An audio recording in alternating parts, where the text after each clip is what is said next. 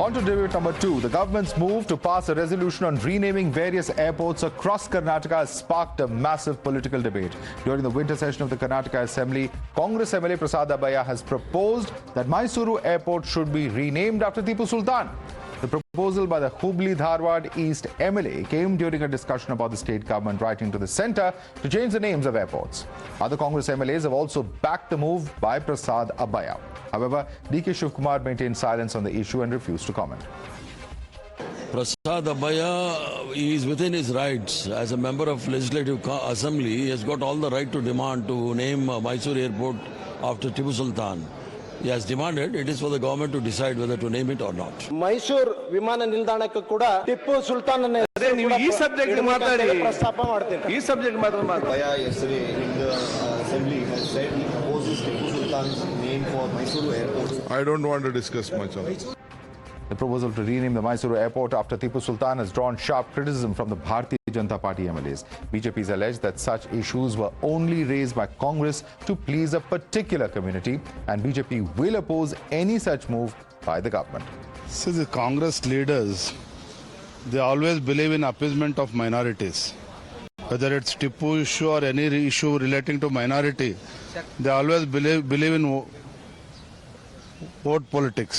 Bharatiya Janata Party will take up this issue to the streets. What the Wadiyar dynasty has done to Mysore, and we can see the instances even today, colleges, the dam, even in Bangalore, the market and everything, this is done by the Wadiyar dynasty. Now the Congress government and Mr. Prasad Abbayya, he has nothing to do with Mysore. They are just trying to please a certain community, a certain sect, which is not the right way to go. Hey, who is the Tipu Sultan?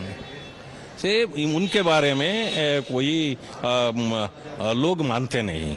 BJP पहले से उनका खिलाफ है. Congress they wanted to please the Muslims for the vote bank sake.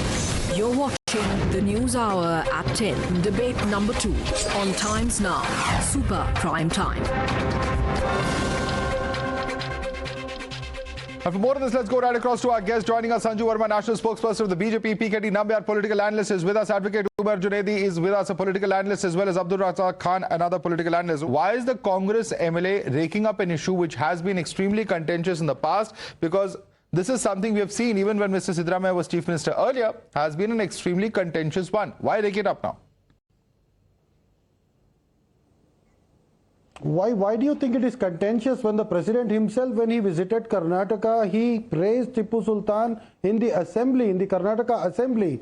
You know, Mr. Yediyurappa, the tallest BJP leader in Karnataka, who happens to also be the former Chief Minister of Karnataka, along with BJP MPs and BJP MLAs, goes to his tomb. In fact, he has written and heaped praises for Tipu Sultan in the visitor's book. Come on, Tipu Sultan is a national hero. He was one of the freedom fighters who laid down his life fighting the British. So the BJP wants, they hail Tipu Sultan, and the BJP doesn't want, for political reasons, for political gains, they don't want Tipu Sultan. Now look at what the BJP has done. Prayagraj was, Allahabad was changed to Prayagraj.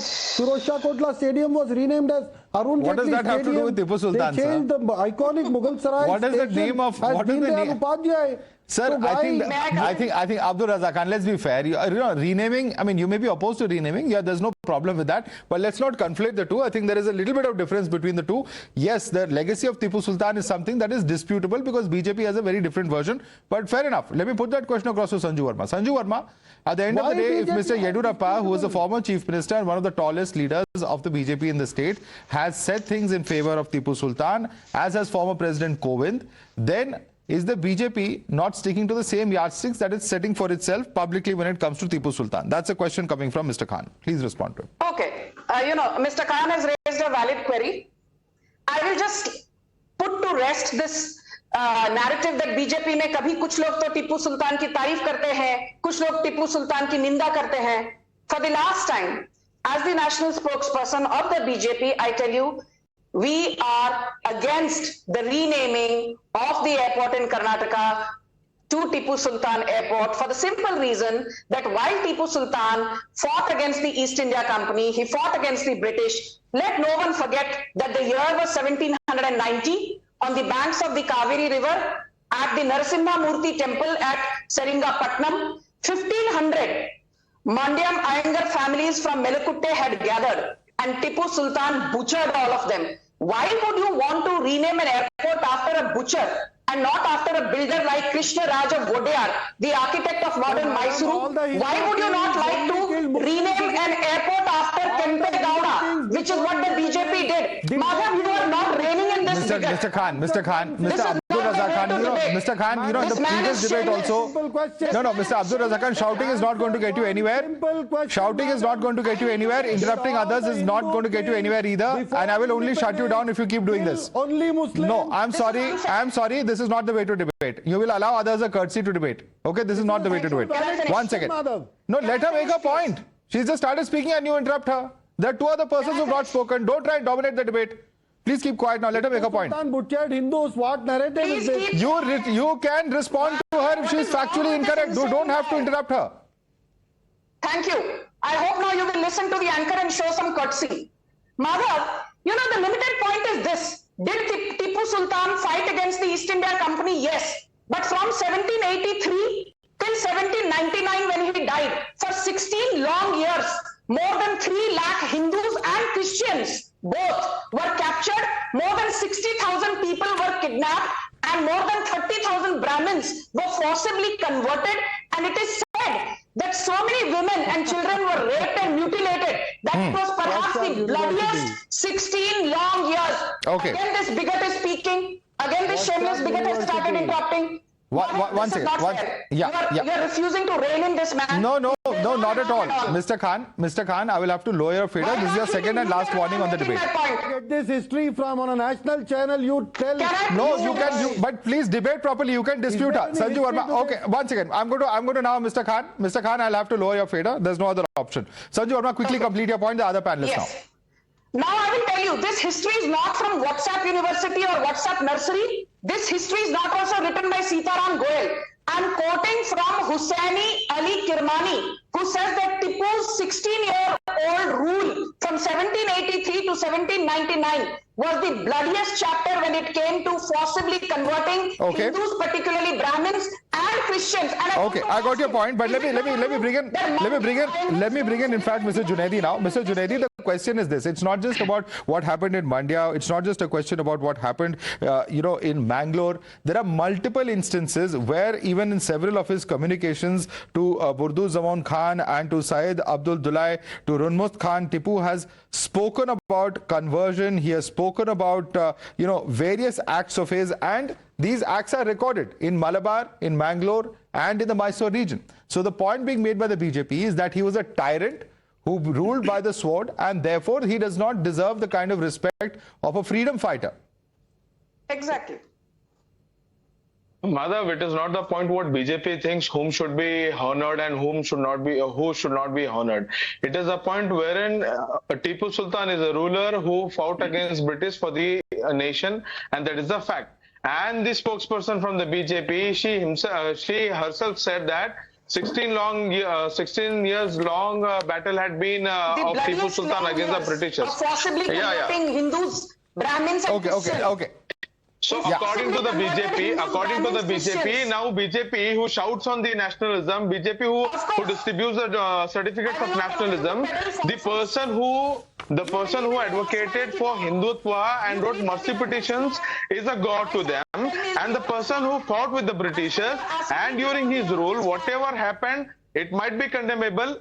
It might be right or wrong. That is another topic for the discussion. But the person who worked for the ideology of Hindutva. Let me come in now. One second. I just want to ask one question. Sanju Verma, just 1 minute, please. Don't interrupt him as I stop Mr. Khan. I will ask you not to stop him as well. And I want to quote from what author and Australian historian Kate Brittlebank has said. Listen to me, Mr. Junaidi. I'm just quoting from an Australian historian. Listen to what she has to say to the question about whether Tipu can be a modern day icon of nationalism. She says, no, I don't think so. He was a significant Indian historical figure who can be used as an example of someone who recognized threats posed in the second half of 18th century by East India Company's aggressive behavior. But that's all. To describe Tipu as a freedom fighter or nationalist is anachronistic because these concepts developed during the 19th and 20th centuries. This is what a historian has said, and not an Indian one at that. It was Tipu Sultan first who initiated the fight against the Britishers in the South Zone. It is the Tipu Sultan who used. Forcibly convert. Okay, Sanju Verma, let him make his point. I've asked him a question. Allow him to respond on my question. Yeah. Who is shameless now? Hindu women. No, now you call other. Yes, Sanju Verma, let him make his point. Let him make his point. We have limited time. Mr. Nambiar has not yet spoken. Yes. Let Sanju Sharma. Umer Junaidi. Yeah, the point is. Mutilated and kidnapped Hindu Sanju women. Verma, we have made that point. Let him answer my question, please. Yeah. Do you No, let endorse- Sanju do you Verma speak. endorse raping Let her speak. Let her Do you speak. I'll be endorse quiet. I'll be raping and quiet. mutilating women? Sanju Verma, just as Mr. Khan has been asked to keep quiet, please, I will request you also let others speak. We have limited time. No, we cannot have this kind of a debate. Mr. Junaidi, Umer Junaidi. The Congress is very clear. Whoever have fought for the nation, whoever have done for the state, they will be honored and they will be recognized. And the same thing is going with Sangoli, Krantivir Sangoli Rayana. The same thing is going with Kittur Rani Chennamma, as well as it is going with the Tipu Sultan. Okay. The move from the Congress is PKD just Nair, to answer that honor question of our- Umer Junaidi says we are honoring Sangoli Rayana, Kittur Rani Chennamma, and it's in that line that we are honoring Tipu Sultan. Is there a comparison between these three historical figures? Mr. Nambiar. There is no way. There is no way. In fact, let me go a step further.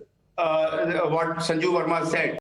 To me, Tipu Sultan was a terrorist who killed thousands of Hindus, Savarkar was a who killed thousands of Hindus, who have demolished so many temples in the Malabar region, who have looted thousands of temples in my village, including my own temple, my family temple. So calling Tipu Sultan or making him a hero from a villain is an exercise which some people, for their political appeasement, it may suit. But please, I invite all of you to come to Kannur, come to Calicut, come to Malappuram. How Tipu Sultan has, it's a living history, my dear friend. It is not like a history which is not a mythology. It is a living history. Okay. Now Abdul Razak Khan, very quick response. We have limited time. Abdul Razak Khan, 30 seconds response, please. Madhav, by this logic, what Sanju Verma and Mr. Nambiar say, King Ashoka killed millions of people, but still he is there on our emblem. We have Ashoka Chakra on the note. Should we change the emblem? Should we What are you change the saying? note? What is the rule of a king? Sir, but what about Ashoka's repentance? What about Ashoka's learning? What about his life story, which is a lesson for all Indians? And the Dharma Chakra is a symbol of fairness. Please don't compare that. Please don't compare that. Yes, there may have been certain contributions of Tipu Sultan, but to call him a freedom fighter is something that many consider contentious. We'll have to leave it there. We haven't heard the last word yet on this, but I'd like to thank Sanju Verma, PKD Nambiar, Umer Junaidi, and Abdul Razak Khan for joining us this evening.